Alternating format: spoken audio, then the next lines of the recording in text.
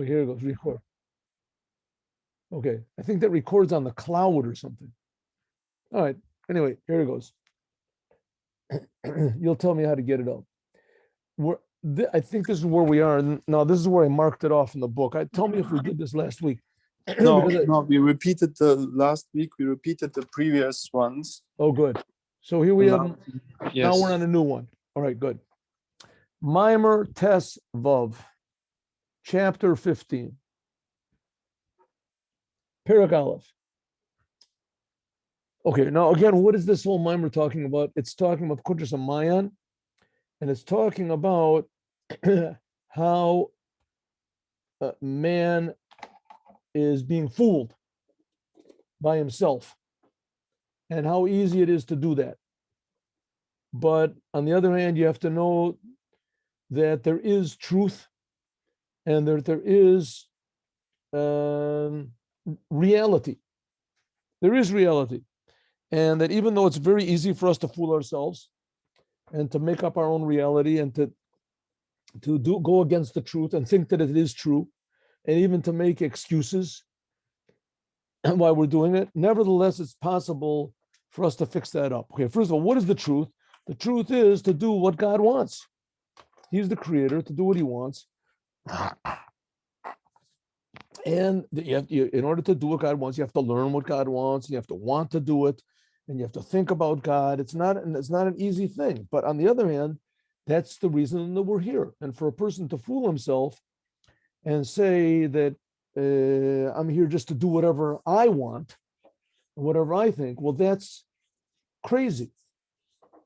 And so in a way, a person that does sins, that does wrong things, and in one way, he's not really guilty. He can never really be guilty as such because he's always doing it from ignorance. He thinks it's the right thing. He thinks that Hashem doesn't see him. He thinks that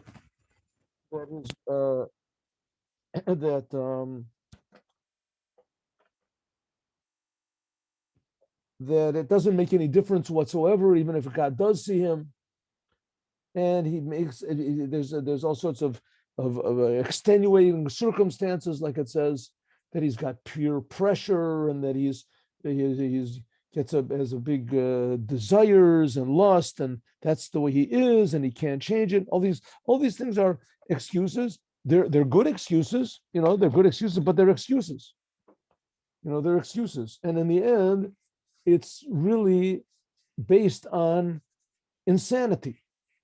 It's insanity. A person is destroying himself. He's destroying the whole reason that he's in the world. And he keeps excusing himself away. What's going to be the solution? The solution is to learn about what God is, how close God is, how good God is, how much God cares, how much God is involved. Okay, now we're going to talk about what a human being really is. Why am I making all these demands from a human being? I mean, we don't make these demands from an animal. An animal, a lion kills a deer. We don't say, bad boy, you shouldn't have done that. All the lions are cruel. Let's kill all the lions because they, I saw a cat kill a mouse. Let's kill all the cats. Because they know that's the nature of a cat. So if a cat can follow its nature, and a lion can follow its nature, and a dog can follow it, so why can't I just follow my nature? What's wrong with it? So the Rebbe is going to explain. Hine, Adam bashiru Adam, a human being, if he lives according to the definition of a human being, tzorech ladat, you have to know. V'kol adam sheish lo moach b'kad kodo, and every human being that has a brain in his skull, Yodea already knows. Asher Adam will bechira nivroim, that man is the choice of the creations. Asher bora b'yatzara kodesh baruch hu, that God created and formed. Hu lo levad b'tzava ha'oretz, that man is not alone in the hosts of the earth. There's all these bugs and animals. Elegam b'tzava shamayim, or even in the angels. But nevertheless, Hu Adam, a person, Bria Atichonit, is the central creation, Mikol and Nivroim Kulo. He's like the hub that the whole entire creation revolves around man. Hainu Haim Mehanivroim Elyonim, whether the upper creations, Haim Nivroim Atachtonim, or the lower creations. In other words, man in some ways is better than angels, and he's better than animals. Now, this might seem a little bit obvious. I mean, that's what the Rebbe says. Anybody knows it. But the fact of the matter is, it's not obvious at all. There's a lot of people, maybe we can even go so far as to say that in general, psychiatry is based on the idea that a man should be free from any how do you say, restraints. Oh, like an animal. A man should be free from any restraints. You shouldn't have, guilt trips and confusion and, things that animals don't have. Things that animals are free of, humans should be free of. That, I think, is a general, theme in psychiatry. Correct me if I'm wrong. I could be wrong, but I mean, as far as I know, as far as I see, I learned a little bit. I learned Freud and Adler and all these people and Carl Rogers and all these, the behaviorists and this is, that, and there was all the people with Freud, and there was Carl Jung, and there was anyway all these people that basically what the point is to get rid of restraints, get rid of blockages, so a person can just sort of flow. It doesn't have any hang-ups, like they say. And of course, you live in a country where there's laws, so you have to go according to the laws. If you happen to be a murderer, then it doesn't work. If you happen to be a murderer and you murder the right people, let's say you lived in Germany, or you lived in communist Russia, or you lived in communist China, or you lived in this, and you were a murderer, could be the best thing in the world. Could be the best thing in the world if you murder the enemy, or whoever the enemy is, the capitalist or somebody. So in other words, you just get along. That's the point, getting along. Says the Rebbe, if so, then we're really no different than the angels or than the animals. At least the angels, what they're interested in is non-physical things. So you might think the angels are better than us, but the fact is it's the same thing. The angels are just big egotists. But they happen to be that their interest is only in holy things. They're completely negated to God. But they don't have, that's just their nature. Their nature is automatically that they are, holy, if you want to call it, by nature. But there's no free will. That therefore, man who has free will, that he can choose to do, and he has this inner battle inside of himself, that there's good and bad.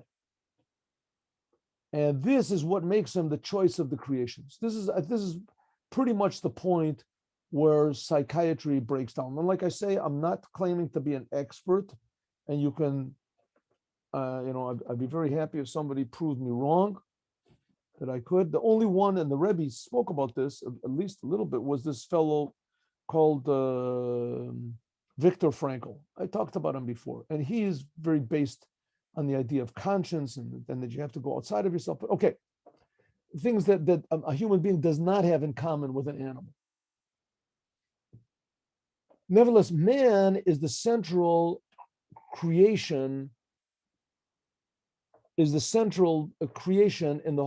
and all from all of the animals and angels and everything. Hainu, Heiman Nivroim Elyonim, whether we're talking about the upper creations or the lower creations. The Yine Kol Nivroim, Shabora Kodesh Baruch Hu, everything that we have created, the Adam Bechlal and man, they are Baal Guf and Nefesh. Everything that there is has a body and a soul, right? The animals and vegetables and humans, they have an animal and soul. Asher Bezeh Shavim Hema.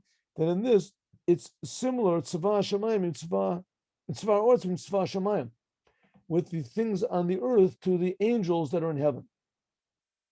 The imios, even though Asher Tzava Shamayim, that the angels, they are different from the spiritual creations, are different from physical creations. The physical creations, Bora Kodesh Baruch Hu Otam, God created them from 4 elements. Eish, Ruach, Mayim, Ofer. We didn't do this last week, right? We didn't do this last week. No. Fire, wind, water, and dirt. Utzava Shamayim, the hosts of heaven, God created them only from 2 elements, namely fire and wind. Like it says, it says God makes his angels in winds or spirits, whatever, and his servants, namely the angels, they are of fire. Because nevertheless, so they don't have much of a bodies, do they? But they do have a body. They do have the angels do have a body. Both the angels, Tzava Shamayim, the heavenly hosts, and the earthly hosts, all have a body and a soul. Namely, the imios, even though the angels, the Tzava Shamayim, the hosts of the heavens, God created them from very, very fine spiritual materials, fire and wind. Because nevertheless, but they do have a body. And the hosts of the earth, even though that they were created by water and dirt, etc., nevertheless, they also have a soul. Even rocks have a soul. Rocks, it's not a mobile or a soul that can speak, or it's not like an animal, not even like a tree that grows, a rock, but nevertheless it has a soul. It says a mineral soul. Rock have the differences in their nature. The nature of the hosts of heaven, their main thing is the spiritual over the physical. But Tivet Tzva Oretz is Hagbazat Achomer al Tzura. The physical overpowers the spiritual. What does it mean? The host of the heaven, they realize that there's God. And so they're screaming out and they're yelling about God. I mean, they're infinitely far away from God. They're as far away from God as we are. But they just have more awareness of this distance. I mean, God is infinite, right? So then these angels, they're finite. In relation to the Creator, they're finite. But in relation to us, they're infinite. And to a certain degree. He says, nevertheless, the angels are made from body and soul, a very fine body and very soul. And the dominant thing in the angels is the soul part. And animals and plants, and they're also made from body and soul. But in the physical, the hosts of the earth, their main thing is the body part. Body. That's in the language of Jewish philosophy, it's called the tsura and the chomer. The tsura is the form of the thing, the idea of the thing, the spirituality of it, the life of it. And the chomer is the body.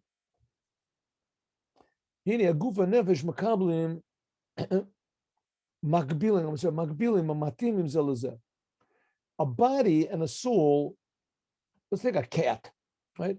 So the soul of a cat is the soul of a cat. It has to have the body of a cat in order to work properly.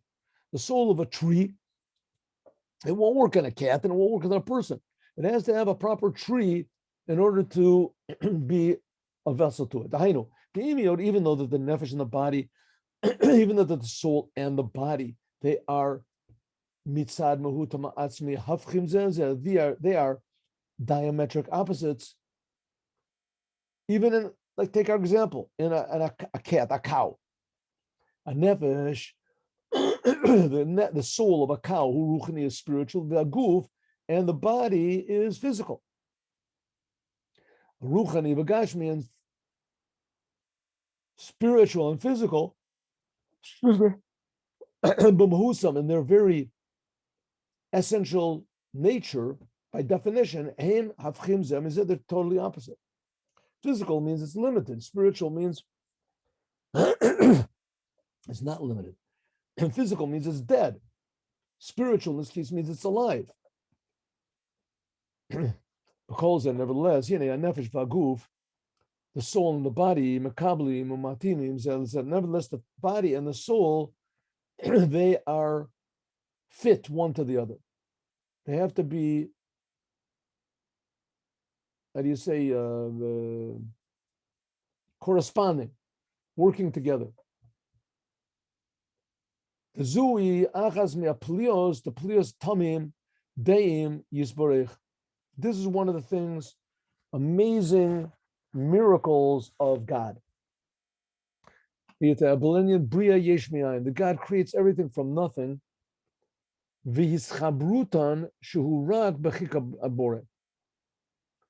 God is creating everything from nothing, right? So everything is nothing. It shouldn't be important to God.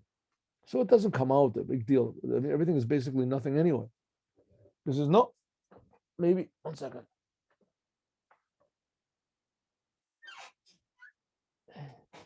Maybe that's what you think, but that's not what God thinks.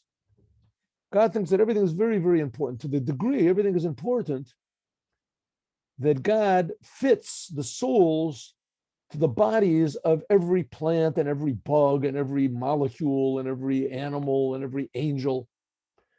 And they have their soul that fits their body. This is mafli lasso. This is what's called wondrous to do. It's the same thing as us. You go to sleep in the nighttime, you wake up in the morning, and you're the same person as you were yesterday. Why do you have to be the same person? Why does it have to be the same person? Why doesn't a person can wake up in the morning and all of a sudden he has the soul of a oak tree? Why not? Right? It's such a big deal. What God really cares? What does God care? What type of soul you get? Right? You wake up in the morning and suddenly your next door neighbor, his soul, right? Who cares? So it says, well, God cares. That's what God does. God fits everything together. It's quite a miracle. Of course, you can explain it away that it's not a miracle. It's not, that, why I woke up in the morning, therefore I believe in God. There's 8-9 billion people in the world, and they all wake up in the morning, and more, I don't know how many of them believe in God. Maybe they believe in spirits, and most people just don't even think about it. But the fact of the matter is, if you do think about it, then you realize that it's much more of an option to believe in God than a normal person would think. Not that anything is going to force you to believe in God. And if you come to God by logic, so you can also have opposite logic to deconvince you. But nevertheless, it is an option, right? The only way God can really be perceived is by, I say, belief. But the belief has to be based on some sort of a ladder, because God is reality. God is real. It's ultimately real, and he's so real that there's no intellect that can grasp him. It's a type of reality that the mind cannot possibly grasp. I mean, it's creating. God is creating us. This makes no sense. God is creating us. What type of a God is? He creates everything in the world. That's a ultra super reality. It says it's even more than the angels. It says that if a person would see an angel, it says in the Tanya, a person would see an angel. The fear from how real an angel is would just make people's souls go out of their bodies. That's just an angel. That's the creation. So this is God. Therefore, can only be really grasped by belief. I'm going to call it emunah. But it has to be, if that's the only basis for being connected to God, then it's going to go away in a second. Because anytime there's any difficulty, so that you had no answer, you had no reply. We just learned in Pirkei Avos, we have no way of understanding the success of the evil or the suffering of the righteous. In biyadenu l'shalvus Resha'b yisurat tzadikim. Okay. So nevertheless, we say that God, this is one of the amazing miracles of God. If you believe that this is what's happening, then you start looking at it. Things are pretty amazing. The world becomes this amazing mystery. The fact of the matter is, even without believing in God, the world is a pretty big mystery. If you just think about it, I mean, how everything works out is just so amazing. But okay, we'll leave that for another time.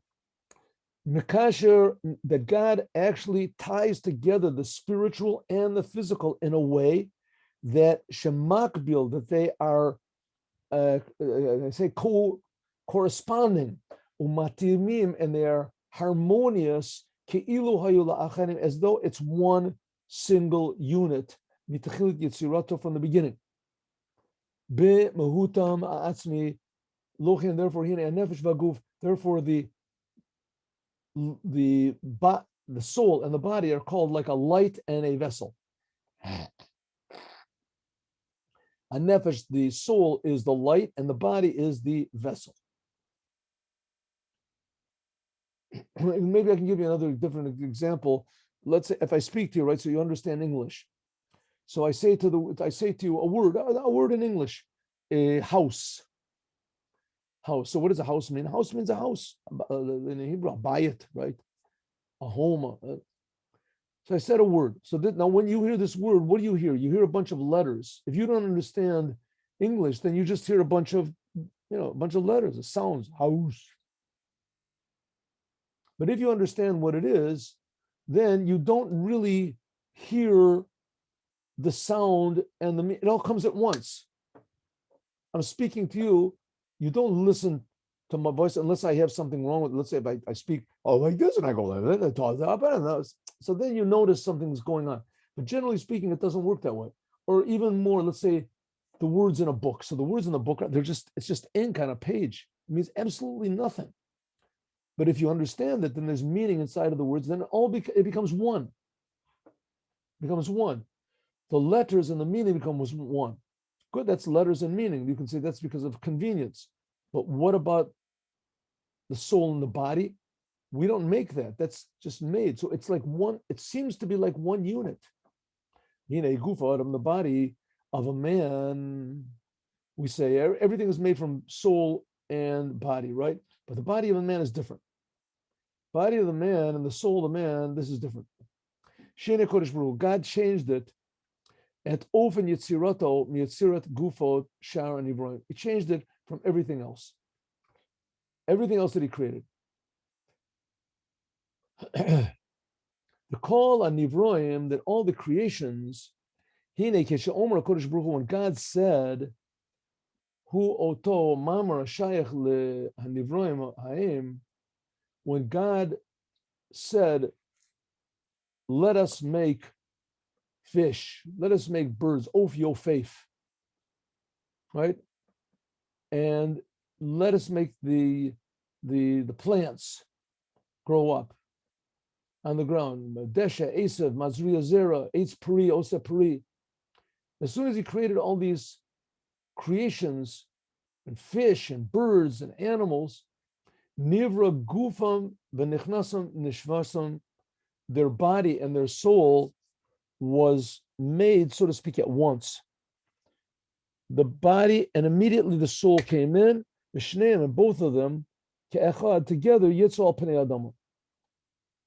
Like for instance, on the third day of creation, what does it say in the Bible? When God said, Tachel, or it's Desha Esav Mazriya Zer, when God said, let the earth bring forth grasses and foliage and trees, and all these things have fruits and that they're multiplied. And so it was. What did God do? Or it's immediately when God said it, the earth, it's not that the earth listened to what God said. That word was, you want to call it the vibrations, okay? Call it, but it was much more than that.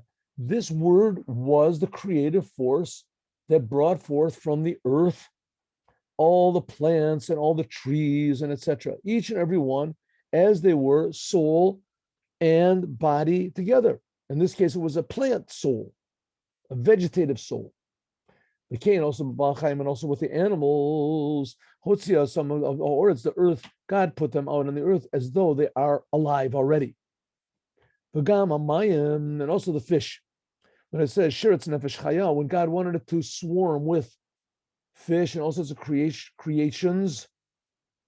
Hainu, the Kol Nivroim, everything was the Ofen Yitziras, and the way that God created them was that God created the body together with the soul that enlivened it. That's the way God created. Which is not the case, the creation of man. Shina Kodesh Baruch Hu et Briyaso. God changed how he created it. Shabor Techila, first of all, God created the body on its own, Aframina Dama, Belishum Nefesh, without any enlivening soul in it at all. Like it says, Vayitzer Hashem Elokim et Adam Aframina Dama. Like it said, God made man dirt from the ground. A golem, that's the golem. In the beginning, or a golem. In the beginning, man was just like a clump of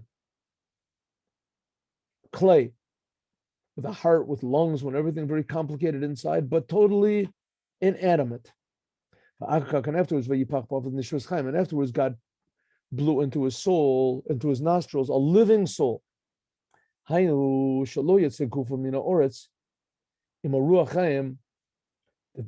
body did not come from the earth. God created the man from the earth, but it didn't come from the earth with the batteries, with the soul.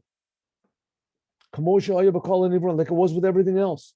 Everything was created alive already, complete. Ella the Techila, but with man, first of all, God created the body, and he created it from the lowest substance, avagas, thick and coarse, which is the mineral. That's what it means. He created it from dirt from the ground, by a golem, and it was just like a clump, a dead corpse, without any life. This is a tremendous descent from man, compared to all the other creations. That everything else also came from the dirt. Aval, imza, all the other animals, nevertheless, the way that all the other animals and plants and etc. were created was they were created, the soul and the body at once. And man, also he created them with all their hosts. Right? He created all the birds. He didn't create just two birds. But man, in the beginning, it was just like a dead corpse. And afterwards, God blew into his nostrils. So what?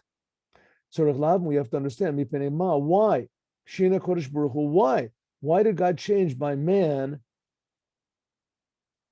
from the animals? First of all, why did he make the group body of a man different from the bodies of the other creations? The difference is Legrioso. Man seems to be made from a more coarse material than the earth. Sharikal and Ibrahim, all the other creations, Imios, even though that they came also from the dirt, but nevertheless, Nero ben Nivloso, Biosam Golmim, Ki'im Bios Gufam Venavsham Kechad. But nevertheless, you can see that, you cannot see their shame when they were created as like clay, dead corpses, because when they were created, they weren't created dead. They were created, the bodies and the souls were created together. So when the cat came on, it was a cat. When the dog came around, it was the dog. Right? Fish, it was the fish. I said a living thing, a living giraffe, a living thing. You know what was being talked about. But Adam, a person, so the way he was created, was first of all, he was created bin nivloseh. He was created in this, this low, disgusting way. He was a golem. That it was just like a dead nothing, a form. And afterwards, afterwards, God blew into it a living soul. And after all this, Adam Davka, man, we say, is the choice of all the creations. Then the central creation, Bekal Abriya Kulo, in the whole entire world. Why? Is a body that's lower than anything else. He was created dead, and then God put a life inside of him. That makes him better. How does that make him better? Why didn't God just create man from a superior substance, a better type of, here, like you get an expensive car, right? So it's made of the most expensive type of, metal that lasts longer, and it's better, and it's treated specially, and it also has the best motor. But with man, it doesn't work that way. With man, it works, it's made from the worst material possible, the lowest of substances, the dirt, dead, totally worthless. And then afterwards, God blew into it a soul. Okay, why did God do it that way? Why didn't God just make a very high body with a very high soul? What's the problem? Let's do a summary of what we did. All the creations, the host of heaven and the host of earth, all creations, they have a soul and a body. The host of heaven, they're made from very fine substances, fire and wind, it says. And by them, the angels, the spiritual is the dominant. All the hosts of the earth, they also have a body and a soul, but they're made from a little bit more coarse substances. Earth and also water is added there. And by them, what's dominant is the physical. The Rebbe said then that a body and a soul, this is the light and the vessel, and that they have to be synchronized. They work together. But God, he changed the way of man, that he created man differently. He created, first of all, the body and then blew into it a soul. Why did God do this? We're going to find out right now. Let's see this.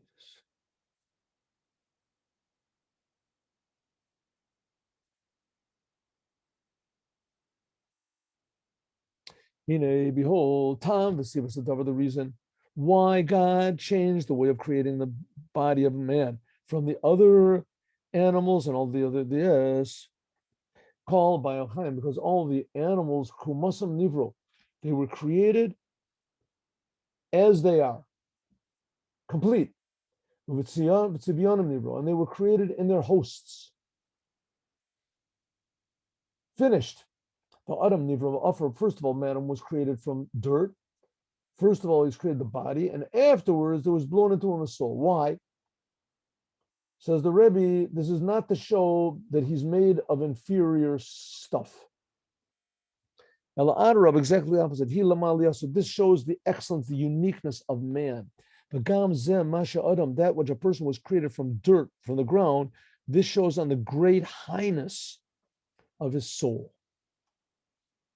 Why? It goes like this. Hine, behold, Badala Chalukos, in these four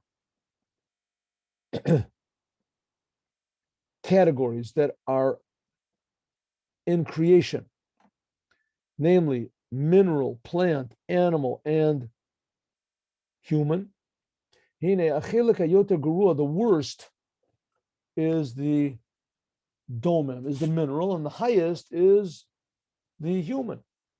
And because that man, which is the highest of all the creations, behold, the way he was created, we're talking about the first man, right? The first man, the way that he was created, his body was different from all of the other bodies of all the animals. And also the very material that he's made from, that God made him, who is at the gufa adam, afar min adam. Man was made from dirt from the ground. Agas bioter, the lowest. So it says in the Gemara that the other animals that were made from like mud, there was water in it, rakak. And man was not made from that. Man was just made from pure, coarse dirt. This indicates why. So this fact that he has such a low body, this indicates on the Shema of Adam, on a soul, shibatachlis aromos, which is very high. Kaklala yadua, like the known principle, which is known, the kala gavoa gavoa yoter yorad lamata mata yoter. That which is the highest comes down the lowest. For instance, we can see this in a kotel of let's say you have a high stone wall and you knock it down. Now, the stones which are on the bottom, they don't fall very far. They don't move very much. The stones that are on the top, they move a great distance. Kishavanim, when the stones which are the lowest, noflim, when they fall down, they fall very near to the wall. But if the thing topples over, then the stones which are on the top, they are far away from the wall. Whereas the higher it is, higher the source, the further away it falls. Call Evan, each and every stone, shehi gavoa, the higher the stone is, when it falls further. Cain also, it is a spiritual. Binyan and neshamos, the souls, and the nefashos, b'neshama, kol chai, b'nishmas kol chai. So it is in the souls and the spirits which are in every living thing. The leos, because the soul of man is the highest. So therefore, behold, nasan lo HaKadosh Baruch Hu, God gave him guf mechomer av, a very coarse body. Av gas bioter, very, very thick and coarse, impermeable.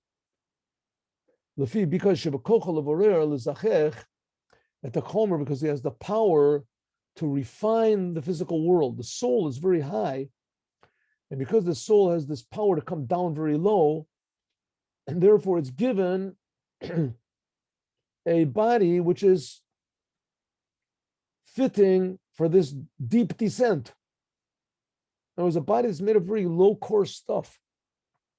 And therefore, we can see clearly in the natures of people. There are certain people, that they have bad personalities, Rahman Islam, God forbid, it's even worse than animals. Hadorsus v'torfos, that they trample and they kill. And we see that there's human beings that they can do things that animals never could do. To pain others.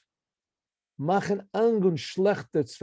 get pleasure out of giving pain and bad to people. Now the Rebbe here was living, when we were saying this, right? So he was living in Russia, and you could tell that the government, the Tsarist government, was terrible. With the Jews, they were awful. The communists were much worse. But they were just cruel, tremendously cruel people. I mean, everybody always singles out, how cruel the Nazis were, which is they certainly were. There's no doubt about it. They were certainly cruel. But the communists, they killed their own people. They say that I don't know if this is true. They say that Mao Zedong, that he killed like twice as many. They say he killed up to 100 million people. 100 million people. So that's a lot of people. That's a lot of people. I mean, what does he care? 100 million people. 100 million people is like what? 1%? How does it work, huh? How many people are over there? 1 billion. So you get what's 10% of 1 billion is what is 1,000? So 1 billion is 1,000 million. So 10% is 10 million. No, is that right? 10% is 100 million. Yeah. 100 million. So you kill like 10% of the people. Could be. I don't know. It doesn't sound good. Killed a lot of people.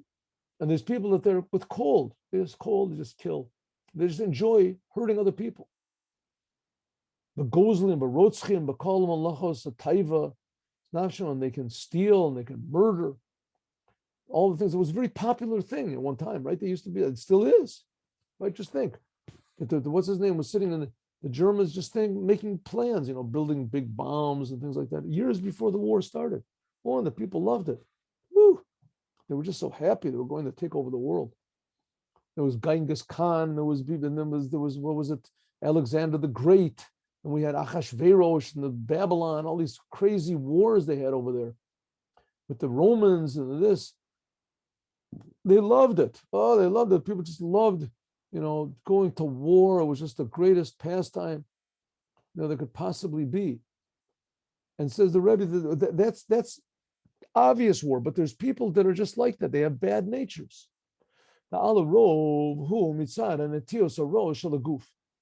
Usually this is because the person's body it draws the soul down. And because of the nature of the body, this has a bad effect on the soul. Now here the Rebbe is not distinguishing between the godly soul and the animal soul. So we can sort of, either he's including the animal soul together with the body, or he's talking about all mankind, which is also very possible. Because we see that there are a lot of human beings that they have conscience, they follow their conscience. Namely, Hagbaras Haguf ala nefesh, the overpowering of the body over the soul.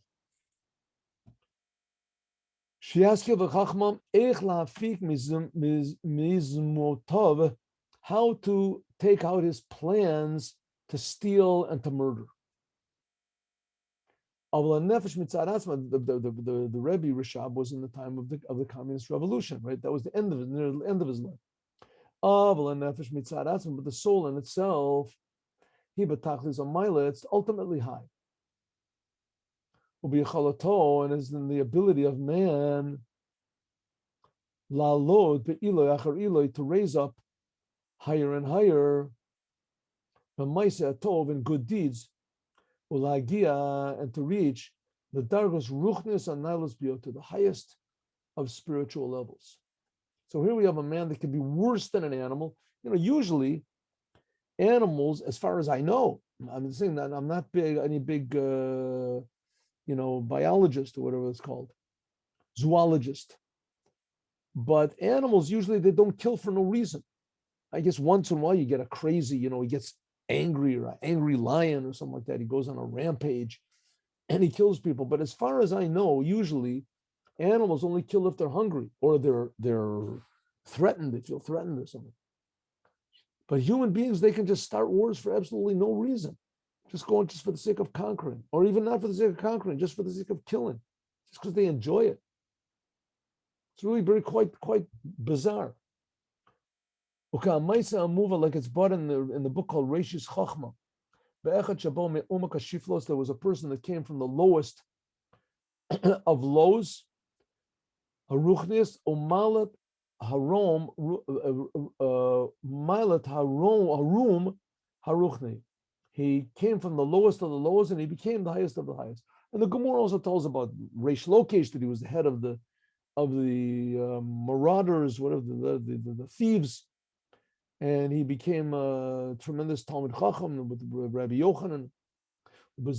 Now we can understand that what's a rabbi said of blessed memory. 6 things are said, and Bnei Adam, 6 things. It's a Gemara and Chagiga. 6 things are said about man. 3 of them are like angels, and 3 of them are like animals. Hainu da Adam, a person, he named Mitzad Tava Gufo, because of his nature and his physical nature of his body is like an animal. But a person that acts like an animal, so what's wrong with that? This is what God created him, right? Says if a person acts like an animal, then he's worse than an animal. Why? Because an animal ain't lo da'at. An animal has no awareness of anything bigger than itself. But Adam yesh lo da'at, and a man has awareness. And the example is given for this in the Tanya, in the 3rd chapter, of a little child. You take a little child, he has a stick or he has a candy, you take it away, he goes crazy, starts screaming, he wants this candy, eating like candy. Why does he want the candy? Because it tastes good. He wants the candy. But there's other things except for candies, right? No way. He's not going to explain it. That's it. Now he gets older and you say to him, listen, if you don't eat this candy, I'll give you $1. Oh, he thinks, one second, candy, how much the candy costs? You can buy a whole package of these candies for $1. Okay, I'll do it. And then afterwards, you can say, don't listen, the candy it's not healthy. It's bad for you. You want something that's bad for you. Wow, that I never thought about. How is it bad for me? Okay, you'll see. You go to the dentist and you see what's going on. Wow, that's because of the Candy. So what happens is mind becomes a little bit more mature. And there's more things in the world than just a candy. So he doesn't get so excited about the candy. Candy is not his whole world. Candy is not his whole world. That's the point. And eventually, if you can get to he sees there's something more real than the candy. The candy tastes good, but my health is more real. The dollar is more real. With the candy, all you can just eat it. That's all. With money, if I have money, I can do other things with it. I can buy a toy. I can give charity. I can do. And then he starts to think about his health. Wow, the health is even more important than money. But then a person that really has das, and he can start realizing, listen, there's even a bigger reality, and that is the Creator. The Creator really cares about you, and the Creator is more real than a candy, and it's more real than money, and the Creator is more real even than your health. I mean, you're getting this. The problem is do you feel this? You feel, it's a nice idea, but a candy is much more real than this nice idea. But because of the nature of a person in the Tiosav, because of his body, he's like an animal, worse than an animal. Right? Like we said before, an animal usually only runs after its desires, and that's it. An animal doesn't destroy itself running after desires. An animal, there's no alcoholic animals, as far as I know. Drug addict animals. Maybe they did this experiments where they put the electrodes in the brain of a mouse, and he pressed the button. But that's very rare. But men made that thing up. But a man, he can be addicted to all sorts of things, worse than an animal. On the other hand, that's from the body. But as far as the soul goes, he's like an angel. That he can reach spiritual levels, which are the highest. When a person gets to this, dat means reality, realization. We call it knowledge. It says in the Tanya, knowledge in the sense of the man knew his wife, and it's a real connection to God. When a person reaches this level of dat, he's higher than even the angels. The angels, where are they? They are in spiritual worlds. Like it says, it says that when God wanted to give the Torah, so the angels came and said, God, listen, can we have something? Can we express our opinion? I said, sure, go on. I said, don't do it. Don't do it. God, listen, we don't know what in the world you're thinking, but we know what's going to happen. Right? We know what's going to happen. You're going to give it to this Torah to man, and he's just going to defile it. It's going to be terrible. It's going to be terrible. Now at least he's ignorant. Let him be ignorant. If he does sin, so he's got an excuse. But if you give him the Torah, he's going to do sins for sure. You're going to have to destroy him. So God says, well, what's your suggestion? What your suggestion? You have an alternative? Yes, give us the Torah. And God said, oh yeah, give us the Torah. He said, Moses, this is when Moses was on Mount Sinai. What should I say to them? So Moses said, you want me to talk? Yeah. He said, tell me, what does it say that I'm God that took you out of Egypt? Did God take you out of Egypt? That's what the 10 Commandments. What are you going to do with these 10 Commandments? Angels, what are you going to do? It says, I am God that took you out of Egypt. It says, right, don't kill, don't steal, don't this. You have a Yetzer Hora, you have a desire to kill and to steal. You don't have anything like that. So therefore, what are you going to even do with the Torah? The Torah is not even relevant to you. If you angels had a desire to do sins, you would go for it, 100%. Because the souls of angels are not so high. A person that he's in this physical low world, and nevertheless he can think about the highest things, and think about God. So this causes that he thinks about God, then suddenly he realizes it's true, and it causes him a rush, a desire to cling to God. This is much higher than the angels. And angels couldn't accomplish such a thing. Because when a person defies his lower nature, he actually elevates the whole entire world. That's why God created the world, so that man would defy it and transform it. For this reason, there's different. The way of creation of man was different from how God created everything else. His body is from a very thick substance because the power of his soul is to illuminate even this lowest level. And he can transform the darkness of the body to light. Because this is the whole purpose of creating man and putting his soul in the world. So therefore, God put this tremendously high soul into a tremendously low body, because this tremendously low body is the only vessel strong enough to hold the soul, and not only that, to carry out the purpose of the soul, to transform it. So when man, it's like harnessing atomic power. You know, it's tremendously powerful. But on the other hand, it's got tremendous power for bad also. So it's just like that the soul has tremendous power for good, but it puts it into a body that has tremendous power for bad. Summary. So what's the Rebbe trying to teach us over here? He's trying to teach us, listen, you have challenges in life. You have difficulties in life. You have problems in life. The problems come from you yourself. You have bad attitudes. You have a bad nature. You lose your temper. You get depressed. Says the Rebbe, that's exactly the way it's supposed to be. I purposely put your soul into a low body so that you'll start, now start activating your soul. Think about God. Start to feel God. That's why you're doing it. But I don't feel good. I'm depressed. That's right. Of course you're depressed. Now, okay, start to fall. Now that's the enemy. Now think about God. Think about the Creator. Think about how good God is. That's what it says. Whatever is the highest, that activates your soul. That which is highest comes down lowest. A stone which is in the bottom of the wall, when it falls down, it falls near to the wall. A stone which is on the top of the wall, when the wall falls over, so the stone travels a greater distance, it's further away.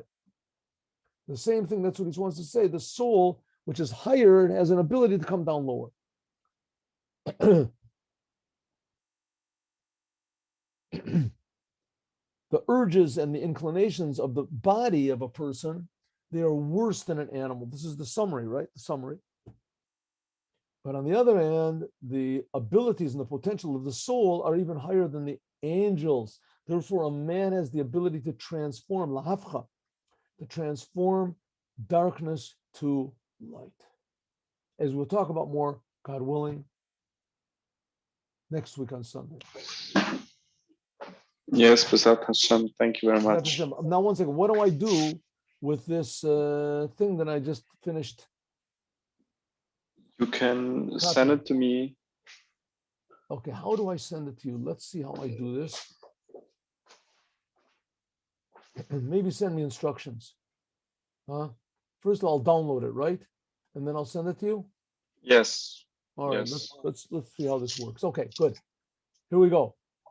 Downloading. Shalom. Have a good week. God bless you. You too. All the best. Shalom. All the best.